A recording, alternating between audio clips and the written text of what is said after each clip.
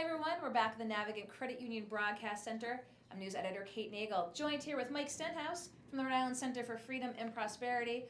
A guest we've had here in the studio before, so I appreciate you taking the time to come back in. Great to be back and seeing all the people of Providence. And as you said, a lot going on. We chatted and I said, what's going on? You said, what's not going on? But the big issue of the moment right now here is the Board of Elections. You had put out the statement that you were looking for the resignation of certain members, again, involved in this particular loophole that was admitted to from 2008 that looks like the state has not been in compliance with federal law.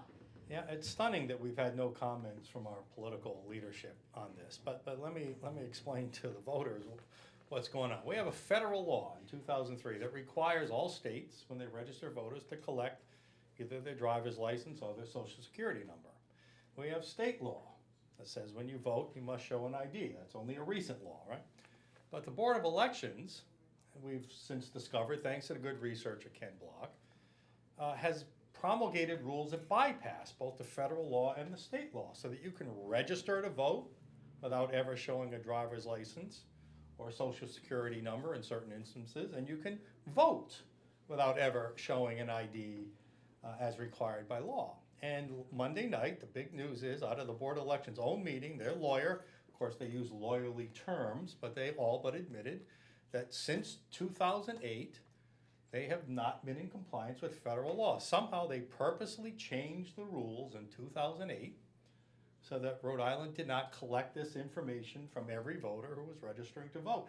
We just think that's incompetence, or it's politics, or it's something, but we think people involved in that decision should no longer have our trust and confidence to remain in those positions with the Board of Elections. And that's really what it's all about. And one of the things you call for, you think there should be, again, a House oversight investigation into this, unlike akin to other things going on here in the state, whether it be UHIP or DCYF. Again, the ramifications of this, tens of thousands of voters found not to be potentially in compliance based on this loophole. So House oversight, let's start with that. You talk about the politics of it. Do you think we'll see an investigation? I don't know. I know there is some rumblings in the House and the Senate on whether or not oversight. I know some people are concerned. Patricia Morgan came out today, gubernatorial candidate, saying we need to fix this. What I'm interested in is knowing why this was done and by who. So some kind of investigation, whether the governor appoints some kind of investigation like she didn't do in 38 Studios and promised to do, or whether oversight committees take it up. Voters need to find out what's going on. Listen, I call this, if I were a cynical guy, and I'm not a cynical guy, but if I were a cynical guy, I would call this bureaucratic tyranny. What you have here is unelected officials, right? These are bureaucrats with whatever ideological agenda they have, making rules on their own without going through the General Assembly, the elected people, the people we represent, making rules on their own to fit their own ideology about how laws should be implemented or how they should be evaded. How do we allow this? We should not allow this. I call on our governor.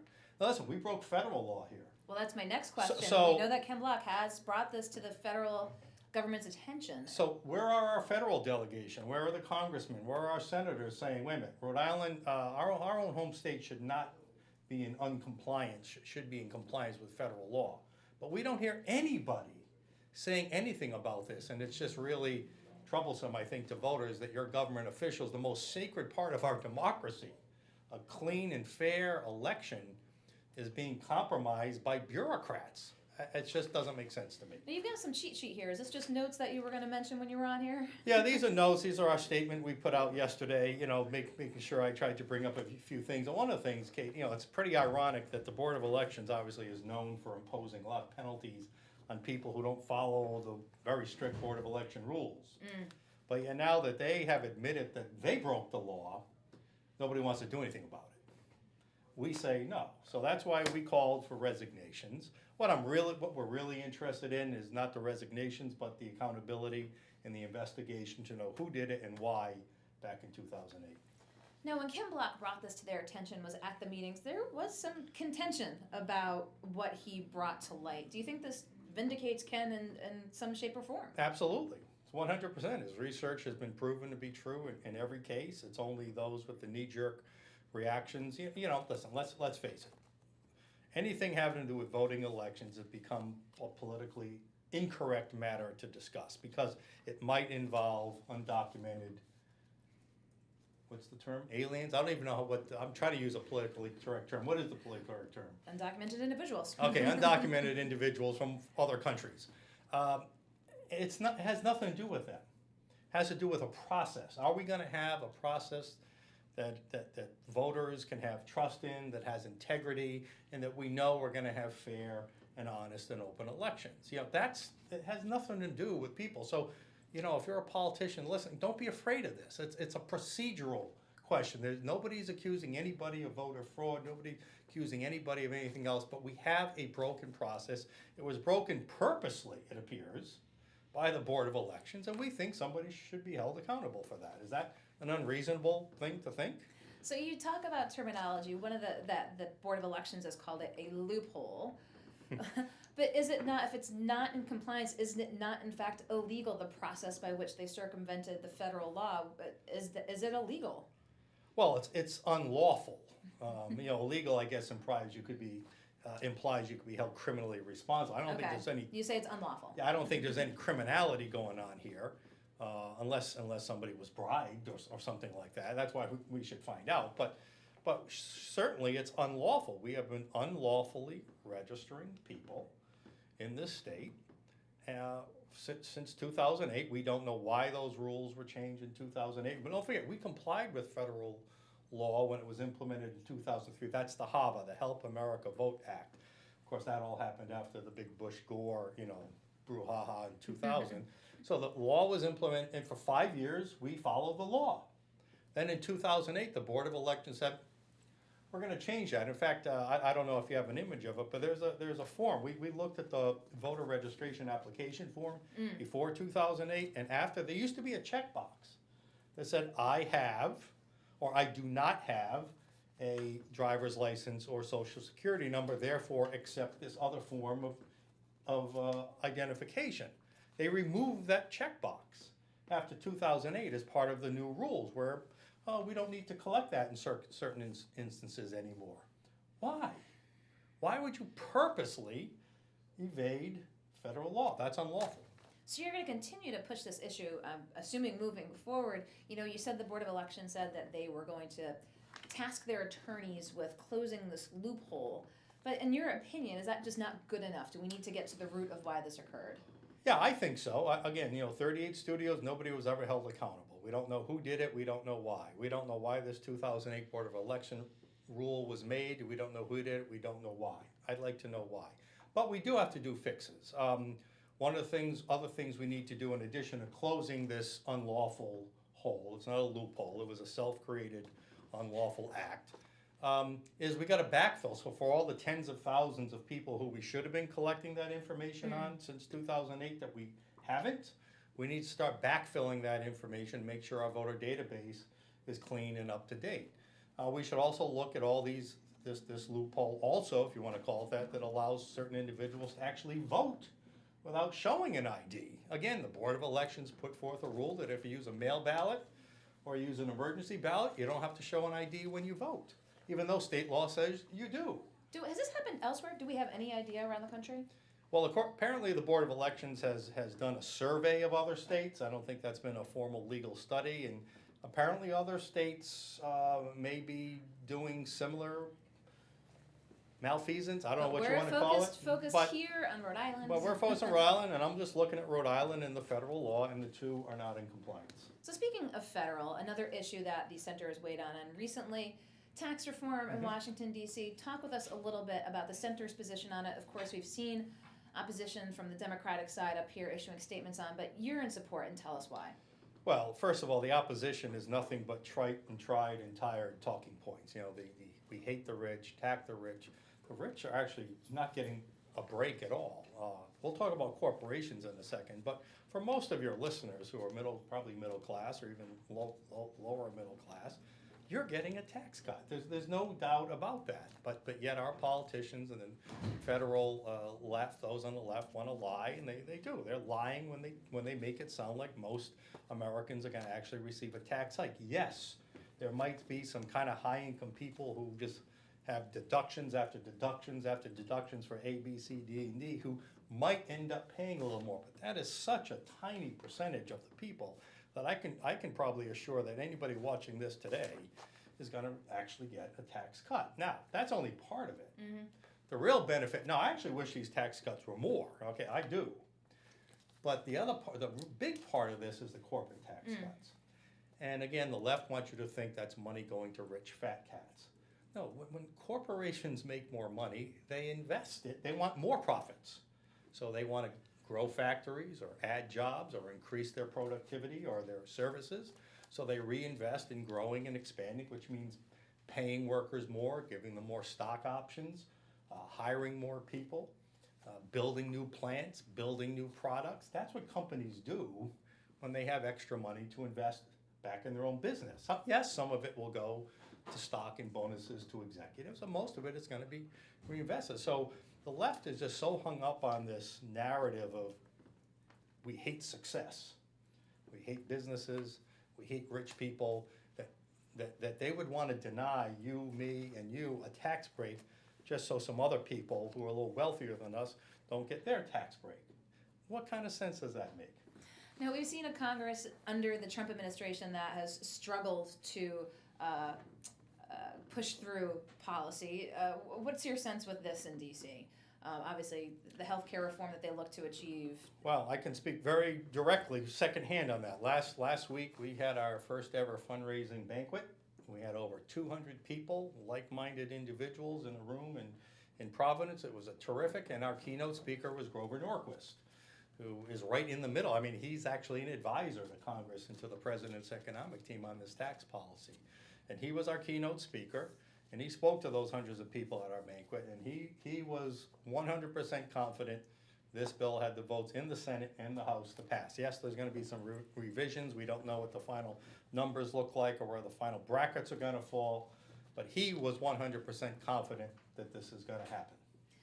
So we talked a little politics. While I have you in here in studio, I know you mentioned it a little bit on social media, the passing of a famous Red Sox player. Can you fill us in a little bit? You've got the Bobby Doerr. You've got the unique position, the unique vantage point. Yep. Tell us a little bit.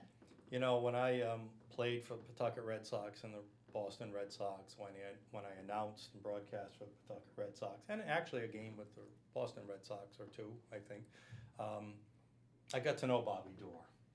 And don't forget, he was of the Ted Williams, Johnny Pesky era, the glory days of the Red Sox. And Bobby Doerr, great Hall of Fame baseball player, but the greatest, nicest, most gentlemanly person I have ever met in my life.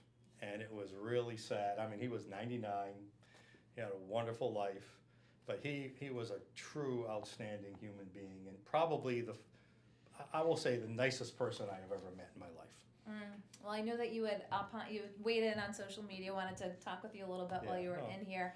So again, so much going on with the center between Board of Elections. You just had the fundraiser. We talked about tax reform. What else is on your plate? So next year, I think our center is going to be focusing on regulatory reform. Okay. We think it's not a Democrat, Republican partisan issue, specifically occupational licensing, and specifically within that, the new and upcoming shared economy, the gig economy, the e-economy. Rhode Island, we're losing millennials, we're losing people. We need to give them every opportunity to earn either a full-time or part-time or extra income in these new and emerging economies. So one of the targets we're going to be looking at, I don't know if most Uber or Lyft passengers know, the airport commission in Rhode Island imposed a $6 fee on Uber and Lyft every time they do a pickup at the airport. That depresses economic growth. That depresses people who are looking, and a lot of minorities at that, who are looking to have jobs like that. So there's more bureaucratic tyranny. That didn't happen through our General Assembly. That happened through unelected officials just imposing a fee that's going to hurt this new economy that our state needs to have if we're gonna revitalize. So we're gonna be looking at issues like that, the hair braider bill that was in last year. It's crazy that in order to legally braid hair in the state, you have to go through thousands of hours of training and spend thousands of dollars in fees and licenses just to twist hair with no chemicals, no tools or anything like that. So it's bills like that, it's crazy licensing deals like that we're gonna be really focusing on next year. And lastly, talking baseball, I know you've sort of played it down the middle so far with the Pawtucket Red Sox. Just had Mike Sabatoni Yep. in. As he said, we're in the 7th inning stretch. Yep. He gave it that analogy. We have had the hearings, and we've seen some polling numbers as well. I mean, what's your thoughts on what moves forward? I don't know if anything does. I've never seen an issue politicized like this one. I've never seen an issue so hot, so many people. We have taken the official position that we think voters should vote on this. I know it's not common to vote on bills like this, especially municipal projects, but I think this one's become so politicized, is unique, it should happen. But so many people live in, they make arguments that aren't in the real world, and Mike Sabatoni hit on them. It's just not, it's a land of make-believe to think that you can build and run a stadium without any level of public support. It just doesn't happen in the industry. You might say, well, they're billionaires, but that's not the way the real business of minor league baseball works. So we have to work in reality. Now, again, that doesn't mean it's a good deal or a bad deal, but again, we have to stay away from these false arguments, and that's one false argument. These guys are rich and they should be able to do it without any public support. That's a false argument. That's not in the land of reality. That's a land of make-believe argument. So I just want to see this, I'm a former player. For the team, I wore that uniform. I broadcast for that team. I want the Paw Sox to stay. I think the voters should decide. Do you think that, we've talked about this too, is there just still that 38 studios hangover that, people just don't want to see, whether it's the Paw Sox, because you hear all the time, we like the Paw Sox, we'd like to see them stay, but we're so against, again, as you said, that the make-believe, as you said, not giving money to billionaires argument, but will we continue to see this type of resistance to sort of public-private partnership? Well, it's funny how that's selective. I mean, we're giving away tens and tens and tens of millions of dollars in corporate welfare to Wexford, 31 million. Somehow that's okay, right? And they're not proven, as Mike Sabatoni said, Pawtucket Red Sox do have a 40-year track record. So it's just a different calculus. So it's very selective, but rightfully so, there's a 38 studios hangover. I will say that. Because we've never put that issue to bed. The governor never did the investigation she asked for. I'm not interested in who owes financially or who should go to jail. I want to know the politics of it. And the people want to know. I think you want to know. Who else was involved and why? Who else deceived their own fellow lawmakers? Who else deceived the public in saying this was just general funds money when everybody knew all along it was going to? Somebody did. And yet it doesn't look like we're going to get to bottom. So we should be very wary always of any money going to private, taxpayer money that is, going to private ventures. We're usually against them, but I will allow that in some cases there can be a legitimate public-private partnership. So let's go back Tongue twister. to the issue at hand that we brought you in on. If folks, you've put releases out, you've been getting this word out, but if folks are seeing this and saying, wow, I'm concerned, I didn't know it to this extent that this occurred, go to your website, contact your elected official to say there needs to be an investigation.